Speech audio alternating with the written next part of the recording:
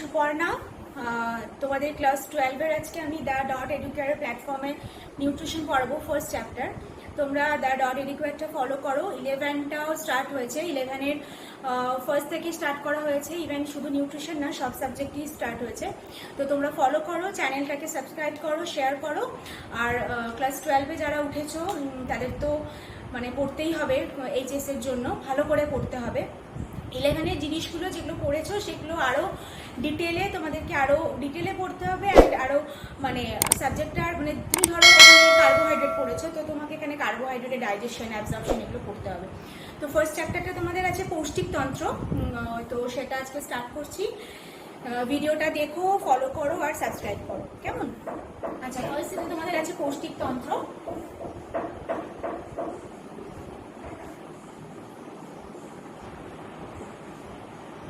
বা তোমার এটাকে আমরা বলছি অ্যালিমেন্টারি সিস্টেম।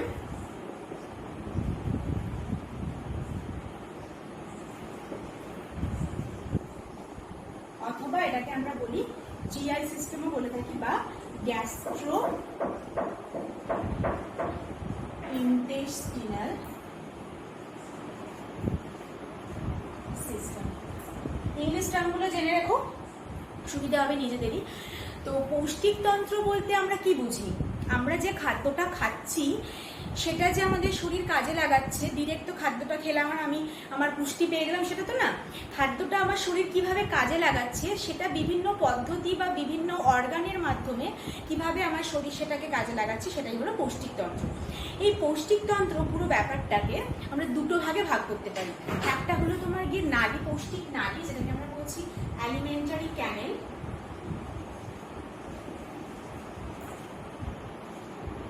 আরেকটা আমরা যেটাকে বলছি যে অ্যাক্সেসরি অ্যালিমেন্টারি অর্গান, যেগুলো তোমার ডিরেক্টলি সাহায্য করছে না, বা ইনডিরেক্ট ভাবে সেগুলো তোমার পুষ্টিতে বা তোমার পরিপাক বিপাক যা যা স্টেপ আছে সেগুলোতে সাহায্য করছে। তো আমাদের এই ইনডিরেক্ট ভাবে যারা সাহায্য করছে, যেমন ধরো তোমার প্যানক্রিয়াস, লিভার, বাইল গ্ল্যান্ড, এগুলো রয়েছে। তো এটাকে আমরা বলছি যে accessory organ which help indirectly in digestion. Digestion মানে কি? পরিপাক। তো প্রথমে এই যে অ্যালিমেন্টারি ক্যানেল, এটা হলো গিয়ে তোমার একদম কোথা থেকে কোথা পর্যন্ত বিস্তৃত, একদম মুখবিবর থেকে বা মুখগহ্বর থেকে পায়ু পর্যন্ত বিস্তৃত। এটাই তোমার মেন পৌষ্টিক নালী। এটাকে আমরা পৌষ্টিক নালী বলছি। এর মধ্যে যা যা অর্গান আছে সব পৌষ্টিক নালীর মধ্যেই পড়বে। তো এই অ্যালিমেন্টারি ক্যানেলের মধ্যে কি কি পার্ট রয়েছে? ফার্স্ট রয়েছে তোমার মুখগহ্বর বা মাউথ ক্যাভিটি। সেকেন্ড রয়েছে গলবিল বা কোনন বা ফ্যারিংস। থার্ড রয়েছে গ্রাসনালী বা ইসোফ্যাগাস। এখন অনেকে ইএসও পিএইচ এ জিএস লেখে, বাট এটা ও ই দিয়েও স্টার্ট হয় ইসোফ্যাগাস স্পেলিং। এখনকার বই ই দিয়ে থাকে। মুখগহ্বর, গলবিল, গ্রাসনালী। নেক্সট হলো গিয়ে তোমার পাকস্থলী বা স্টমাক।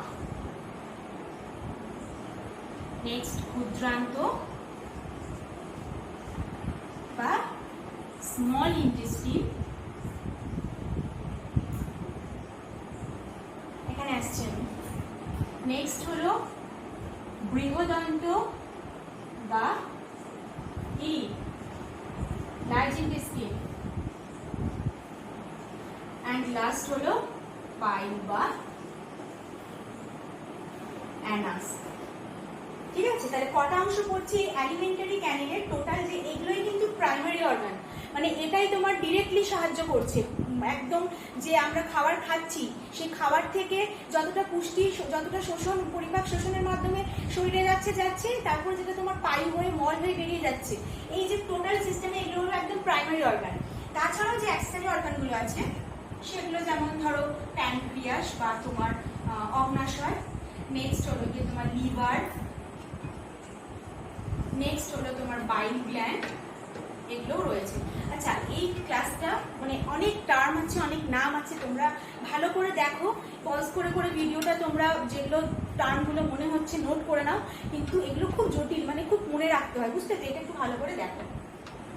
আচ্ছা, এগুলো তোমার অ্যাক্সেসরি অর্গানের মধ্যে পড়ছে। আর মেন অর্গান কি? ফার্স্ট মুখগহ্বর, গলগি, গ্রাসনালী, পাকস্থলী, ক্ষুদ্রান্ত, বৃহদন্ত্র, পাইপ বা অ্যানাস।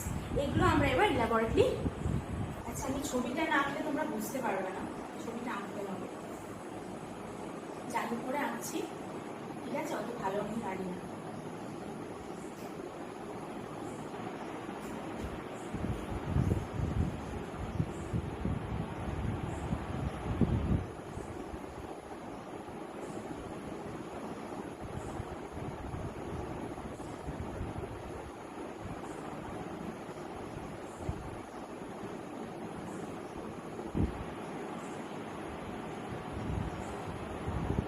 ঠিক আছে, বোঝার মতো আমি একটু আঁকলাম।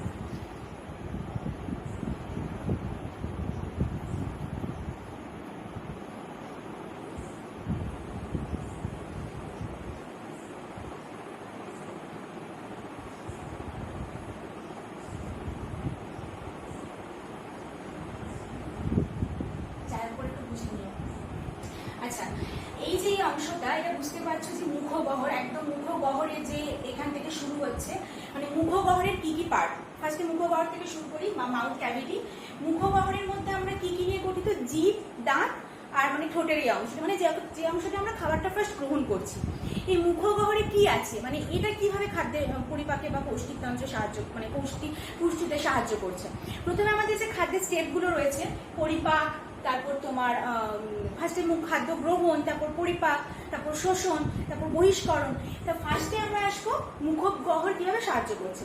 ফার্স্টে তুমি খাদ্যটা খেলে, মুখগহ্বরের মধ্যে দাঁত রয়েছে, জিভ রয়েছে, তো খাদ্যটাকে প্রথমে মানে চর্বণে সাহায্য করছে কে? মুখগহ্বর। তার ফলে কি হচ্ছে? খাদ্যটা একটুখানি ভাঙছে। এবার ওই খাদ্যটা ভাঙলে তো আর হবে না, খাদ্যের কিছু কিছু খাদ্য উপাদান, যেরকম তোমার কার্বোহাইড্রেট রয়েছে, যেটাতে তোমার পরিপাকেও কিন্তু একটুখানি সাহায্য করে ফেলছে। মানে খাবারটা যে একদম পেটে গিয়ে, স্টমাকে গিয়ে সেটা পরিপাক হবে তা নয়, কার্বোহাইড্রেট কিন্তু অল্প পরিমাণে মুখগহ্বরে, মানে তোমার মুখের মধ্যে কিন্তু অল্প পরিমাণে পরিপাক হয়েও যাচ্ছে। কিন্তু দেখো, আমরা যখন মাংস খাই তখন সেটাকে চিবিয়ে চিবিয়ে খাই, কিন্তু সেটা তো কোনো লাভ নেই, জাস্ট আমরা মানে সেটাকে ভাঙছি, আরো ছোট করছি। কিন্তু আমরা যখন ভাত খাই তখন তাড়াহুড়ো করে খেয়ে নিই, কারণ আমরা জানি ভাত তো হজম হয়ে যাবে।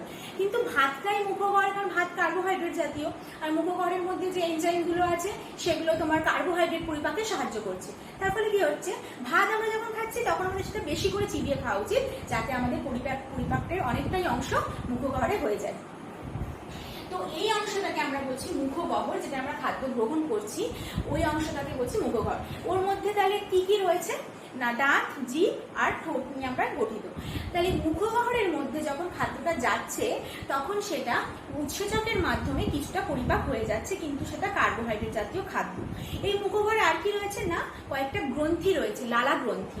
এই লালা গ্রন্থিগুলোকে 3 জোড়া লালা গ্রন্থি রয়েছে। কি কি না, এক হলো প্যারোটিড, 2 হলো সাব ম্যাক্সিলারি বা ম্যান্ডিবুলার, এন্ড 3 হলো সাব লিঙ্গুয়াল। এই 3টে গ্রন্থি রয়েছে আমাদের, লালা গ্রন্থি রয়েছে আমাদের মুখের মধ্যে, 3 জোড়া, প্রত্যেকটা 2টো করে আছে, ঠিক আছে? এগুলো পেয়ার গ্রন্থি, প্রত্যেকটা 2টো করে আছে, টোটাল 3 জোড়া গ্রন্থি আমাদের মুখের মধ্যে রয়েছে। এর মধ্যে সব থেকে বড় গ্রন্থি কি? প্যারোটিডটা সব থেকে বড় গ্রন্থি। এমসিকিউ আসতেই পারে যে সব থেকে মুখগহ্বরে বড় গ্রন্থির নাম কি, সেটা হবে তোমাদের প্যারোটিড গ্রন্থি। আচ্ছা, এরপর আমাদের মুখগহ্বর থেকে খাদ্যটা কোথায় যাচ্ছে না, গলবিলের মধ্য দিয়ে গ্রাসনালীতে যাচ্ছে। এই অংশটাকে বলছি গলবিল বা ফ্যারিংস। এটা কতদূর পর্যন্ত বিস্তৃত না, আমাদের যে আলজিভটা রয়েছে না, ওই আলজিভির ঊর্ধ্বাংশ, নিম্নাংশ, তালুর পর্যন্ত আংশিকভাবে ওটা বিস্তৃত, সেটাকে আমরা বলছি গলবিল। এই গলবিলের মধ্য দিয়ে যে থার্ড পার্ট যাচ্ছে সেটা হলো গ্রাসনালী। থার্ড পার্টটা কি, খাদ্য যেটা যাচ্ছে সেটা হলো গ্রাসনালী। এই গ্রাসনালীর দৈর্ঘ্য কিন্তু অনেকটাই বেশি, গলবিলের দৈর্ঘ্য খুব কম, 5 থেকে 6 ইঞ্চি, আর গ্রাসনালীর দৈর্ঘ্য প্রায় 10 থেকে 12 ইঞ্চি। গলফিলে গ্রাসনালীর দৈর্ঘ্য, গ্রাসনালীকে আমরা কি বলছি, ইসোফ্যাগাস বলছি, এটার দৈর্ঘ্য কত, 10 থেকে 12 ইঞ্চি। এই খাদ্য যখন গ্রাসনালীতে গিয়ে পৌঁছচ্ছে, এখান থেকে মুখ দিয়ে খাদ্যটা গ্রহণ করছো, ফ্যারিংস দিয়ে গ্রাসনালীতে যাচ্ছে, তখন একটা মন্ডে পরিণত হয় খাদ্যটাকে। এই মন্ডটাকে আমরা কি বলি বলতো, আমরা বলি বোলাস। এই টার্মগুলো খুব এমসিকিউ আসে, তোমরা লিখে নাও, ছোট্ট ছোট্ট করে পেনে করে বুলেট দিয়ে লিখে নাও। সরি, এটাকে আমরা বলছি বোলাস। যখন খাদ্য মন্ডটা গ্রাসনালীর মধ্যে যাচ্ছে তখন সেটাকে আমরা বলছি বোলাস। এই গ্রাসনালীর কি কাজ না, গ্রাসনালীর সবসময় মোটিলিটি মানে চলন চলছে, যে কোনো আমাদের প্রত্যেকটা অর্গান যেগুলো আছে আমাদের শরীরের মধ্যে প্রত্যেকটা একটা নির্দিষ্ট ছন্দে কিন্তু সেটা কাজ চলে যাচ্ছে। এই গ্রাসনালী কি করছে না, সেটা নির্দিষ্ট ছন্দে চলে খাবারটাকে ওপর থেকে ফ্যারিংসের মাধ্যমে সে স্টমাকে পৌঁছে দিচ্ছে, এটা হলো গ্রাসনালী। এরপর আমরা কি আসছি, পাকস্থলী বা স্টমাক। এটা হলো গিয়ে তোমার এই অংশটাকে বলছি পাকস্থলী বা স্টমাক। এটা কেমন দেখতে দেখো, কিছুটা ইংরেজি জে আকৃতির মতো দেখতে পাকস্থলীটা। এটা কি জে শেপ, কিছুটা জে আকৃতির মতো দেখতে এই পাকস্থলী। এর 3টে পার্ট রয়েছে। এই অংশটাকে আমরা বলছি ফান্ডাস। আমি এখানে লিখি, এটাকে আমরা কি বলছি, ফান্ডাস। এই দ্বিতীয় অংশটাকে আমরা বলছি বডি পার্ট। পাকস্থলীর 3টে পার্ট, ফান্ডাস, বডি, আর এই অংশটাকে আমরা বলছি পাইলোরাস। ভালো করে টার্মগুলো দেখে নাও। এই যে ফান্ডাস পার্ট, এই অংশটা মানে হৃৎপিণ্ডের যে অংশের সঙ্গে যুক্ত থাকে তাকে আমরা বলছি কার্ডিয়াক স্টমাক। মানে হৃৎপিণ্ডের যে অংশটা পাকস্থলীর সঙ্গে যুক্ত থাকে সেটাকে আমরা বলছি কার্ডিয়াক স্টমাক। আর এই পাইলোরাসের যে অংশটা ক্ষুদ্রান্তের সঙ্গে যুক্ত থাকে, মানে ক্ষুদ্রান্তের কিছুটা অংশ যেটা তোমার স্টমাকের সাথে যুক্ত আছে সেটাকে আমরা বলছি পাইলোরিক স্টমাক। কেমন? আচ্ছা, এখানে দুটো স্ফিংটার থাকে। এই স্ফিংটার গুলোকে আমরা বলছি, এখানে যেটা স্ফিংটার থাকছে ইসোফ্যাগাস আর কার্ডিয়াকের মধ্যে, মানে কার্ডিয়াক স্টমাকের মধ্যে, সেটাকে আমরা বলছি কার্ডিয়াক স্ফিংটার। আর পাইলোরাস আর ক্ষুদ্রান্তের সংযোগস্থলে যে স্ফিংটারটা রয়েছে সেটাকে আমরা বলছি পাইলোরাস স্ফিংটার। খুব টার্মগুলো ইজি দেখা, একবার দেখলে বুঝতে পারবে। এই যে তোমার হৃৎপিণ্ডের মানে কার্ডিয়াক মানে তো হৃৎপিণ্ড, বুঝতেই পারছো নামটা শুনে। তো কার্ডিয়াক এই অংশটার নাম যেহেতু তোমার কার্ডিয়াক স্টমাক, এই কার্ডিয়াক স্টমাকের সঙ্গে ইসোফ্যাগাসের যে অংশটা যুক্ত থাকছে সেটাকে আমরা বলছি কার্ডিয়াক স্ফিংটার। আর এই স্ফিংটার গুলো কাজ কি, স্ফিংটারটা স্প্রিং এর মতো, ঠিক আছে? ওখানে যেমন তোমার ধরো এখানে তুমি খাবারটা আসছে, তো ওই স্ফিংটারটার কাজ কি না, ওটা তোমার মানে খাবারটা চলে যাওয়ার পর ও এরকম হয়ে যাচ্ছে। আবার যখন খাবারটা ওপর দিকে উঠতে দিচ্ছে না, মানে তোমার যখন অনেক সময় দেখবে যে চোয়ারিপুর মারে, মানে তখন আমাদের কি হয়, মানে মনে হয় অ্যাসিড হয়ে গেছে। ওই জন্য আমরা বলি যে খাওয়ার পর একটুখানি এরকম মানে একটা স্ট্যাটিক কন্ডিশনে একটুখানি দেহটাকে রাখতে, যাতে কি হয় খাবারটা তোমার আপওয়ার্ড না হতে পারে। তখন এটাকে আমরা একটা রোগও বলি, জিইআরডি, যেটাকে আমরা বলি গ্যাস্ট্রো ইসোফ্যাগাস রিফ্লাক্স ডিজিজ। কিন্তু ওটা কি না, খাবারটা যখন তোমার উগড়ে ওঠে তখন আমরা বলি। এই স্ফিংটারটা যখন ঢিলে হয়ে যায় তখন এটা হয়, বাচ্চাদের হয় না, বড়দের হয়, বা অনিয়মিত খাদ্যাভ্যাসের জন্য। তো এই স্ফিংটারটা তাহলে কি না, কার্ডিয়াক স্ফিংটার। আর এখানে যে অংশটা এটা বলছি পাইলোরিক স্ফিংটার। আচ্ছা, এরপরে এই পাকস্থলীর মধ্যে এই পাইলোরাসের আবার দুটো অংশ রয়েছে। ফার্স্ট হলো গিয়ে তোমার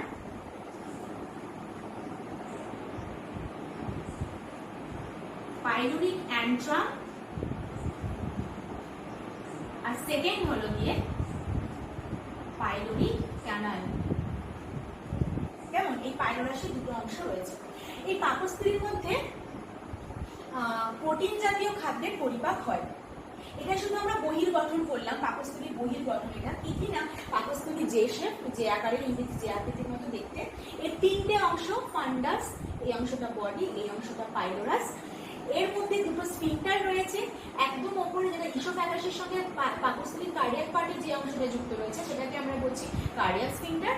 আর যেটা পাকস্থলীর পাইলোরাসের সঙ্গে যেটা ক্ষুদ্রান্তের অংশটা যুক্ত রয়েছে সেটাকে আমরা বলছি পাইলোরিক স্ফিংক্টার।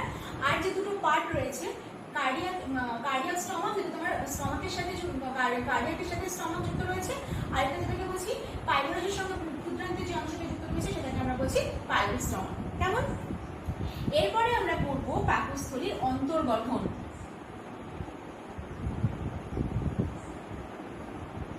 পাকস্থলীর অন্তর্গঠনটা কি না, পাকস্থলীর ভেতরের অংশে কয়েকটা লেয়ার রয়েছে, মানে এই যে তোমার বডি মানে ওয়াল পার্টটা কয়েকটা লেয়ার, অনেকগুলো লেয়ার নিয়ে গঠিত। শুধু পাকস্থলী নয় বা তোমার ক্ষুদ্রান্ত নয়, পুরো সম্পূর্ণ অ্যালিমেন্টারি ক্যানেলটাই লেয়ার নিয়ে গঠিত। মানে যেমন ধরো তোমার একটা চামড়ার তো অনেক লেয়ার থাকে, মানে স্তর থাকে, ঠিক এরকমই অনেকগুলো লেয়ার নিয়ে কিন্তু এই স্তর মানে ওয়ালটা গঠিত। এটা আমি পড়বো ভেতর থেকে বাইরের দিকে লেয়ারগুলো পড়বো, মনে থাকে যেন এটা কিন্তু দেয় যে বাইরে থেকে ভেতরে লেয়ার, ভেতর থেকে বাইরে লেয়ার। ভেতর থেকে বাইরের লেয়ারগুলো আমরা পড়বো। প্রথমে আমরা আসছি মিউকাস লেয়ার বা শ্লেষ্মা স্তর।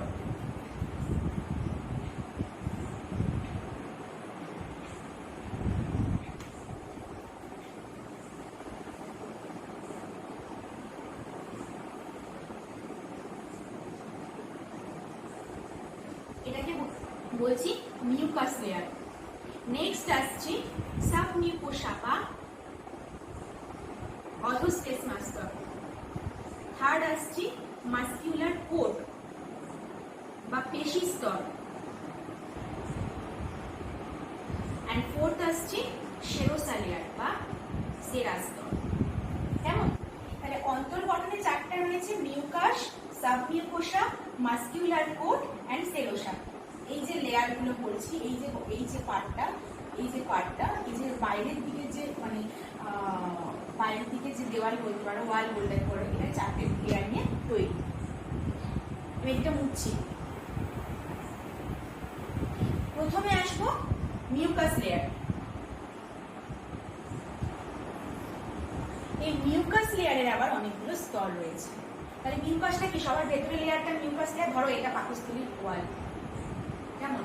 এখানে রয়েছে মিউকাস, তারপরে রয়েছে সাবমিউকাস, এটা ধরো মিউকাস, এটা ধরো সাবমিউকাস, এটা ধরো মাস্কুলার কোট বা পেশি স্তর, একদম বাইরে রয়েছে সেরোসা।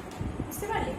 আচ্ছা, মিউকাস লেয়ারের আবার বিভিন্ন স্তর রয়েছে, মানে এটার আবার মিউকাস লেয়ারটা, এটা ধরো মিউকাস লেয়ার, তো এটার আবার চারটে স্তর রয়েছে। প্রথমটাকে আমরা বলছি এপিথেলিয়াম লেয়ার।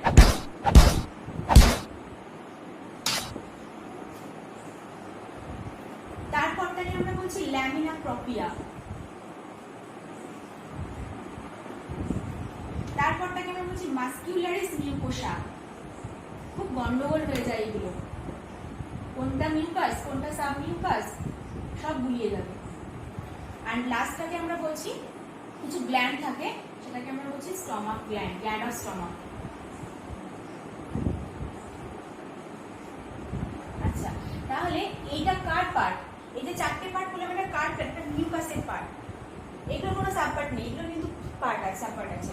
মিউকাসের সাব পার্ট চারটে, এপিথেলিয়াম, তারপরে হলো গিয়ে ল্যামিনা প্রপিয়া, তারপরে মাস্কুলারিস মিউকোসা, তারপরে গ্ল্যান্ড অফ স্টমাক। তো এই এপিথেলিয়াম লেয়ারটা হলো গিয়ে তোমার একটা স্তম্ভাকার একটা মানে আবরণী পর্দা, যেটাখানে মিউসিজেন নামে একটা উপাদান থাকে। কি উপাদান থাকে? মিউসিজেন নামক একটা উপাদান থাকে এপিথেলিয়াম লেয়ারে। নেক্সট আসছে ল্যামিনা প্রপিয়া। এটা তোমার একটা ওই কোষস্তর দিয়ে, বৃত্তাকার এরকম কোষস্তর দিয়ে তৈরি, কোষস্তর দিয়ে। তারপরে আসছে মাস্কুলার মিউকোসা, এটা একটু পেশি স্তর টাইপের। তারপরে আসছে গ্ল্যান্ড অফ স্টোমাক। এখানে তোমার কয়েকটা গ্ল্যান্ড রয়েছে, সেগুলো হলো গিয়ে তোমার কার্ডিয়াক গ্ল্যান্ড, পাইলোরিক গ্ল্যান্ড,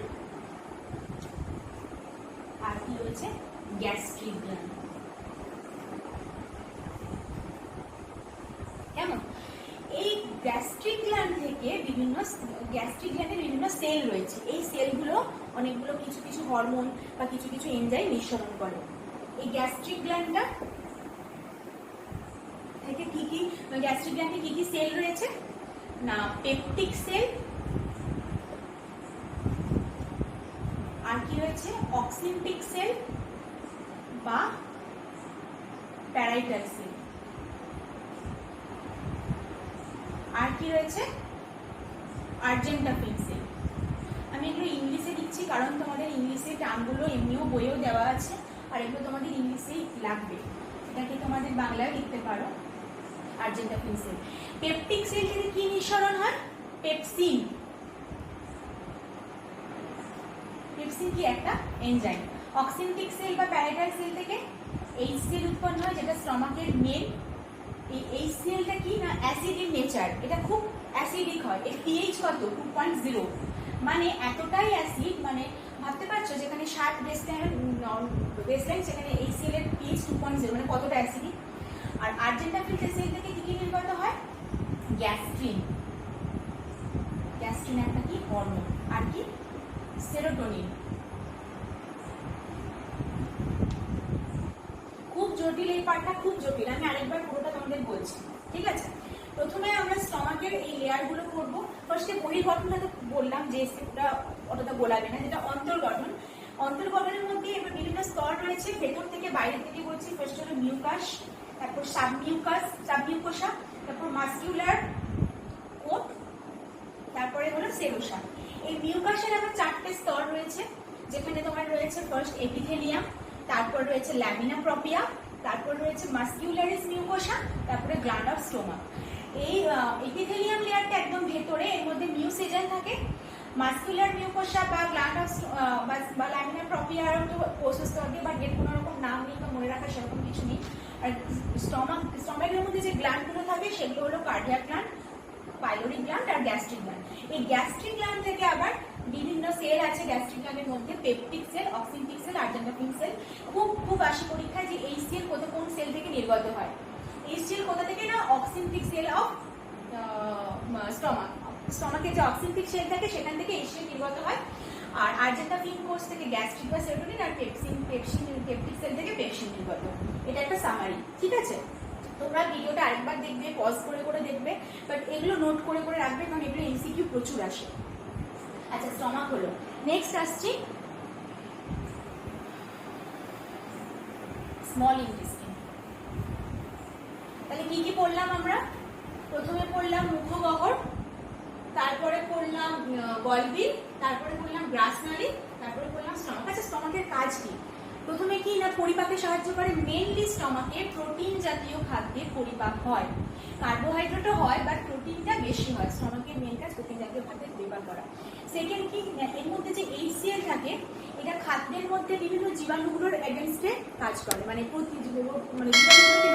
মানে জীবাণুগুলোর এগেনস্টে কাজ করে, তাদের বিরোধিতা করতে সাহায্য করে। নেক্সট কি না, এই বিভিন্ন শোষণে সাহায্য করে। যেমন ধরো তোমার বিভিন্ন মেডিসিন, জল, গ্লুকোজ, সেলাইন, এগুলো কিন্তু স্টমাকে অ্যাবজর্ব হয়। আর কিছু সেরকম নেই, ঠিক আছে? নেক্সট আসছি ক্ষুদ্রান্ত। আচ্ছা, ক্ষুদ্রান্ত তোমার ক্ষুদ্রান্ত কোন অংশটা না? পাকস্থলীর যে এই অংশটা, মানে যেখানে এখান থেকেই তোমার শুরু হয়ে যাচ্ছে, কিন্তু ডিওডিনামের পার্টটা এখান থেকে শুরু হয়ে যাচ্ছে। এই অংশটাকে বলছি ডিওডিনাম, এই অংশটাকে বলছি জেজুনাম, আর এই অংশটাকে বলছি ইলিয়াম। এই 3টে অংশ। তাহলে এই টোটালটাকে আমরা বলছি স্মল ইন্টেস্টিন বা ক্ষুদ্রান্ত। এর 3টে পার্ট।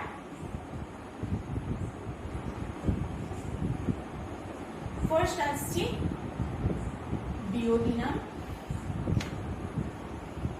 সেকেন্ড আসছি জেজুনাম, আর থার্ড আসছি ইলিয়াম। আচ্ছা, ক্ষুদ্রান্তের সব থেকে বৃহৎ অংশ কোনটা, লম্বা অংশ কোনটা? সেটা হলো জেজুনাম, প্রায় 2 মিটার মতো। আর এটা 28 থেকে 30 সেন্টিমিটার মতো লম্বা ডিওডিনাম। আর জেজুনামটা কত লম্বা, ইলিয়ামটা কত লম্বা? ওটাও প্রায় 1 মিটারের মতো। তাহলে সব থেকে বড় অংশ কোনটা? জেজুনাম। কেমন? এবার এই ক্ষুদ্রান্তের অনেকগুলো মানে যেটা অন্তর্গঠন, যেরকম আমরা স্টমাকে বললাম, এরও অন্তর্গঠন করবো। এরও অন্তর্গঠন সেম, ওই 4টে লেয়ার নিয়েই তৈরি। মিউকাস,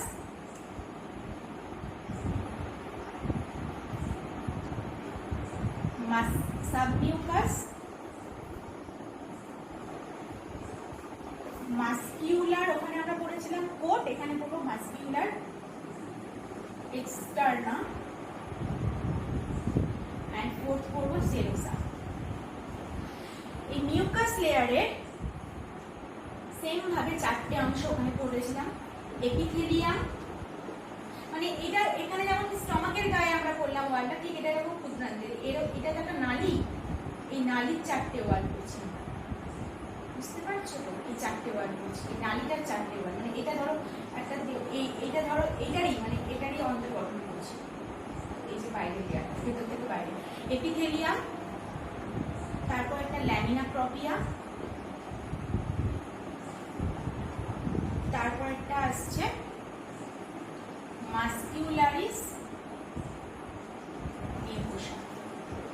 এই যে ক্ষুদ্রান্তের মিউকাস লেয়ারের মধ্যে যে এপিথেলিয়াম আছে, এর মধ্যে কয়েকটা সেল আছে। এই সেলগুলোর নাম কি? Goblet cell. এটা খুব আসে পরীক্ষায়, গবলেট সেল কোথায় দেখতে পাওয়া যায়? আর কি থাকে? প্যানেট সেল। আর একটা আমরা স্টমাকে পেয়েছিলাম, এখানেও থাকে আর্জেন্টাফিন সেল।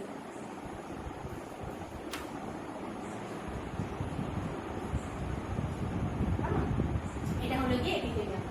আচ্ছা, ল্যামিনা প্রপিয়াতে ক্ষুদ্রান্তের মধ্যে ভিল্লি থাকে, এটা মাথায় রাখবে। এই ল্যামিনা প্রপিয়াতে কি থাকে না, দুটো ভিল্লির যে সংযোগ স্থলটা, সেখানে ক্রিপ্টস অফ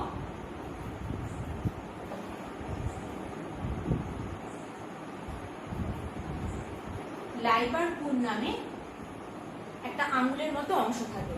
এটা কোথায় পাওয়া যায় না, ল্যামিনা প্রপিয়াতে। কি বলছে? ক্রিপ্টস অফ লাইবারকুন। কেমন? ল্যামিনা প্রপিয়াতে কি থাকছে? ক্রিপ্টস অফ লাইবারকুন। ঠিক আছে, নেক্সট আসছি আমরা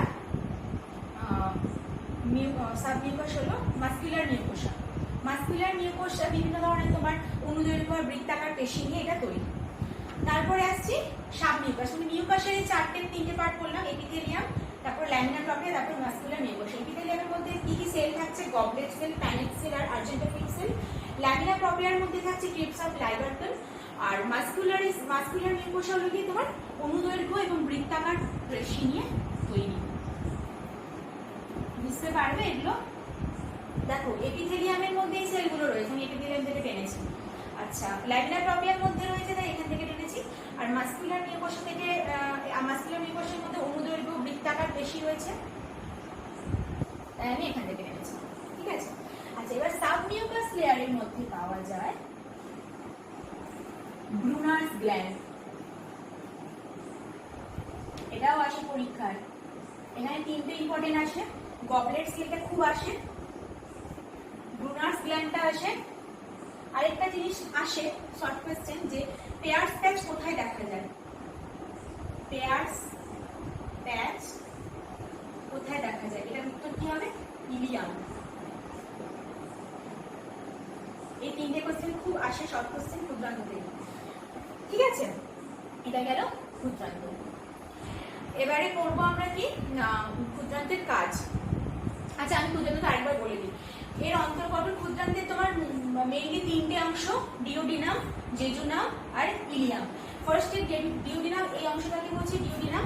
নেক্সট এই পার্টটাকে বলছি জেজুনাম, এন্ড এই লাস্ট পার্টটাকে বলছি ইলিয়াম। আচ্ছা, এরপরে এই যে এর অন্তর্গঠনের মধ্যে রয়েছে মিউকাস লেয়ার, তারপর রয়েছে সাবমিউকাস, তারপর রয়েছে তোমার মাস্কুলার এক্সটার্নাল, তারপর রয়েছে সেরোসা লেয়ার। এই মিউকাসের আবার কয়েকটা ভাগ রয়েছে, যেটা তোমার তিনটে লেয়ার করতে হবে। মিউকাসের মধ্যে যেমন ধরো এটা তোমার যদি ক্ষুদ্রান্তের বডি হয়, এটা যদি মিউকাস লেয়ার হয়, এর আবার চারটে ভাগ রয়েছে ভেতর থেকে বাইরের দিকে। ফার্স্ট এপিথেলিয়াম, তারপর ল্যামিনা প্রপিয়া, মাস্কুলারিস মিউকোসা, তিনটে ভাগ, সরি, মাস্কুলারি মিউকোসা। এই এপিথেলিয়ামের মধ্যে আবার সেল রয়েছে গবলেট সেল, প্যানেট সেল, আর্জেন্টাফিন সেল। আর ল্যামিনা প্রপিয়ার মধ্যে রয়েছে ক্রিপ্টস অফ লাইবারকুন। আর মিউকোসা কি না, অনেকগুলো মাস্কুলার মিউকোসা কি না অনুদৈর্ঘ্য বৃত্তাকার পেশি নিয়ে তৈরি। কেমন? আর ক্ষুদ্রান্ত থেকে বললাম যে কি না পেয়ার্স প্যাচ কোথায় দেখতে পাওয়া যায়? এটা ইলিয়ামে পাওয়া যায়, এটা অনেকবার পরীক্ষায় আসে। আর গবলেট সেল কোথায় দেখতে পাওয়া যায়? ক্ষুদ্রান্তে পাওয়া যায়, এপিথেলিয়াম লেয়ারে।